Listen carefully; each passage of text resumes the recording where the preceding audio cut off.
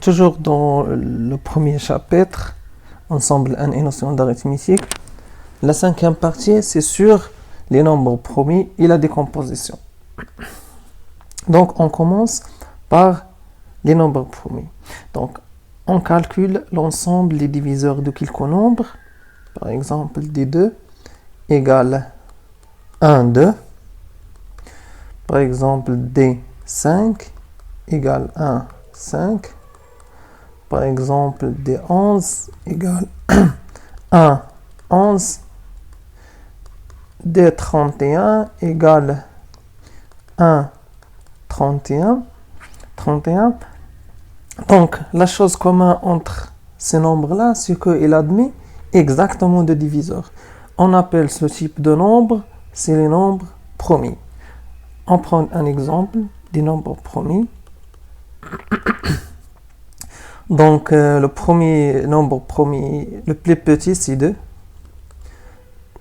Le suivant, c'est 3, 5, 7, 11, 13, 17, 19, 23, etc. Il y a une infinité de nombres promis. Entre 2 et 100, il y a 22 nombres promis. 1 n'est pas un nombre promis, parce que si on calcule par exemple D1, c'est 1. Donc, il n'admet pas exactement de diviseur. Donc, 1 n'est pas promis.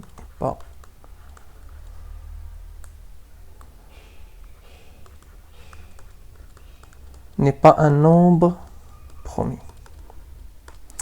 C'est clair? Donc, c'est ça sur la partie des nombres promis. La deuxième partie, c'est la décomposition.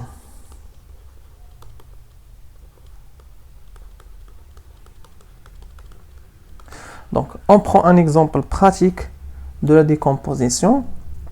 Si on prend par exemple le nombre 100. Donc, je peux la décomposer en produit de deux nombres différents de 1. Donc, parce que 100, ce n'est pas un nombre promis. Donc, je peux écrire c'est 20 fois 5. Donc, est-ce que je peux décomposer 5? Non, parce que 5, c'est un nombre promis. Mais je peux décomposer 20. Je décompose encore une fois 20. Ça me donne, par exemple, 20. Je peux l'écrire 2 fois 10. Fois 5. Donc, est-ce que je peux encore décomposer 2? Non, donc je peux décomposer 10. Donc, ça me donne 2 fois 2 fois 5 fois 5. Donc, tous les nombres qui existent ici maintenant sont des nombres promis. Donc, je ne peux pas les décomposer.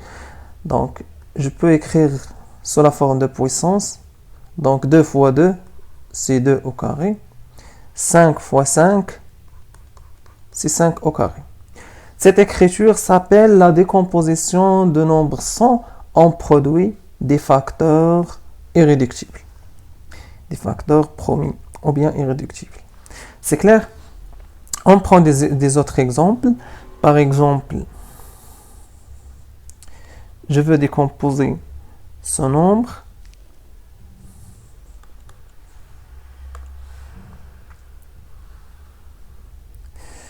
Donc, je commence par le plus petit nombre promis. Donc, c'est 2. Donc, je vois, est-ce qu'il est divisible par 2? Donc, ce nombre-là n'est pas divisible par 2. Car le chiffre d'unité, c'est 5, n'est pas un nombre pair. Est-ce qu'il est divisible par 3? Donc, je calcule la somme des chiffres.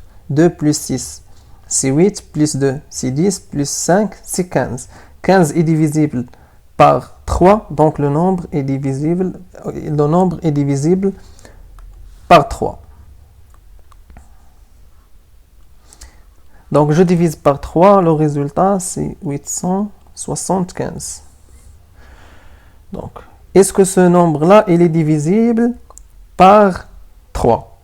Donc, j'essaie de calculer la somme des chiffres. 8 plus 7, c'est 15, plus 5, c'est 20. Donc, le nombre n'est pas divisible par 3. Donc, Est-ce qu'il est divisible par 5? Je regarde le chiffre d'unité, c'est 5. Donc le nombre est divisible par 5. Donc je divise par 5. Le résultat, c'est 175. Est-ce que ce nombre-là est divisible par 5? Oui, je divise encore une fois par 5. Ça me donne 35. Est-ce qu'il est divisible par 5? Oui, je divise par 5. Le résultat, c'est 7. Donc 7 est divisible par 7. 7 divisé par 7, c'est 1. Donc la décomposition de nombre 2625, c'est 3 fois 5 à la puissance 3 fois 7. C'est clair? Donc, on voit un autre exemple.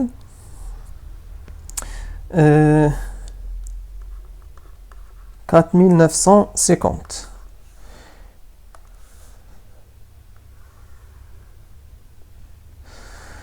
Donc, je commence toujours par 2. Est-ce qu'il est divisible par 2? Oui, on a le chiffre d'unité, c'est 0, donc il est divisible par 2. Le résultat, c'est 2475. Donc, est-ce que ce nombre-là est divisible par 2? Non, car le chiffre d'unité, c'est un nombre impair. Il est divisible par 3 parce que 2 plus 4, c'est 6, plus 7, 13, plus 5, 18. Donc, divisible par 3. Je divise par 3, le résultat, c'est 825. 825, il est divisible par 3, car la somme, c'est 15. Je divise par 3, le résultat, c'est 275. C'est pas divisible par 3. La somme, c'est 9, c'est 14, donc il n'est pas divisible par 3. Je divise par 5. C'est 55. 55, encore divisible par 5. C'est 11. Je divise par 11. Et le résultat, c'est 1. Donc, le nombre, c'est 2 fois 3 au carré fois 5 au carré fois 11.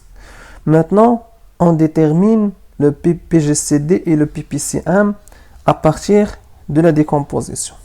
Donc, le PGCD entre 4950 et 2625. Donc, pour calculer le PGCD, qu'est-ce que je fais? Donc, je prends les facteurs communs. On a 2 n'est pas facteur commun. 3, oui. Donc, 3 est un facteur commun. Et 5 aussi. Et je prends le plus petit exposant. On a 3 au carré et 3 à la puissance 1. Donc, c'est 3 à la puissance 1. Donc, c'est pas la peine d'écrire 1. On a 5 au carré et 5 à la puissance 3. Donc, je prends 5 au carré. Et je calcule le résultat. Le résultat, c'est le PGCD. Donc, c'est 75. Le PPCM.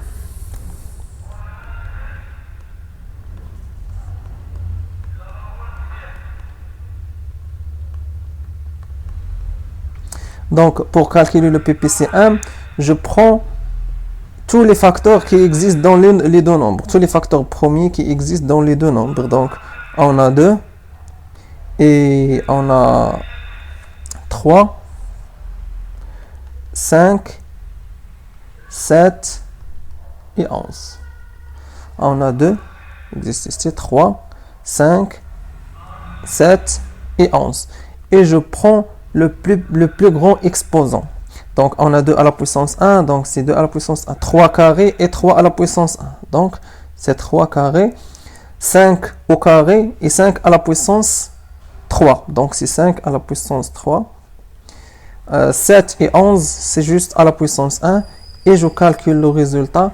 Le résultat de ce produit, c'est le PPCM entre les deux nombres. Donc, c'est ça une autre méthode plus pratique de calculer le PGCD et le PPCM. Dans la prochaine vidéo, on va voir plus des exercices et plus des exemples de calcul de PGCD et PPCM à partir de la décomposition des nombres en produits